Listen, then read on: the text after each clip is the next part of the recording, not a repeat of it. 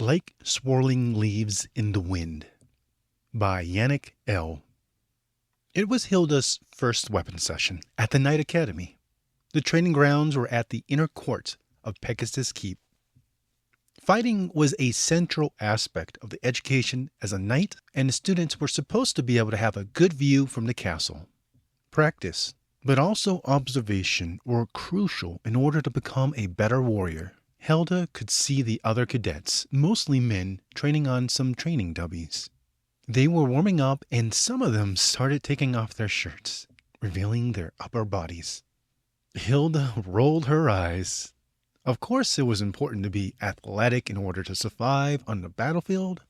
But why the bragging? Was it to show pride or show dominance right at the start? She knew that if she started taking her shirt off, her career as a knight would end pretty soon in a scandal. Women could be warriors, but it was expected that they remain calm and humble. But that's the tradition, I guess, she thought to herself. Though she was excited to have made it to the academy, she was a little nervous. Albeit she had trained with one-handed swords before, she always felt a little clumsy with them. Most swords she had tried just didn't feel right in her hand. She didn't know exactly why, though. Hilda picked one of the swords from the armory and walked to the free training spots. Next to it stood Lieutenant Violet, who was assigned to the training partners. "Sparrows, right?" she said. Hilda nodded. "You will spar with the firebrand today." Her partner, Thal Firebrand, was a typical male knight. Tall, athletic, square-faced, and especially in his case, at least slightly arrogant. But Hilda had to admit he was quite talented with the sword. While observing the other first-year students to learn from them, she noticed that his technique and power were superior to most others. And she wasn't the only one to notice. It didn't take long until he had quite a group of students gathered around him and admiring him. "Lieutenant, are you sure you want to let us spar? I really don't want to hurt a girl," Thal asked. Lieutenant Violet raised an eyebrow. "Not all girls are weak. I assume that—" "Assumed what, cadet?" The lieutenant interrupted. "It's nothing," Thal muttered. "I wouldn't have accepted anything else," the lieutenant answered. Hilda hated these situations. It was bad enough to have all of these disadvantages as a girl at the Knights Academy, but being pitied was really the icing on the cake. "Don't worry about me. I didn't come here to lose," Hilda said. Thal nodded. "Okay, but don't blame me if bruises ruin your face or anything." Hilda flushed. But after that incident with Borgen, she decided it was wise not to attract that much attention again. She might be frustrated of the system and the men participating in it, but she didn't want the stereotypical angry feminist. This time, she just wanted to practice her sword skills. "Do you want me to get one of the foamed training swords? I don't want to be too hard on you," Thal said. "Let's get started," Hilda replied. "As you wish," he said with a smirk.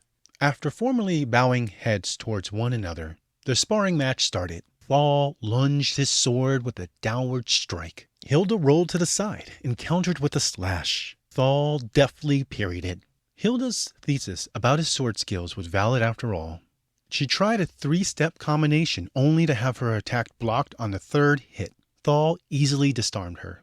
A kick to her stomach, she landed in the dirt. "I knew Borgon was a loser. How else could he have been beaten by a girl?"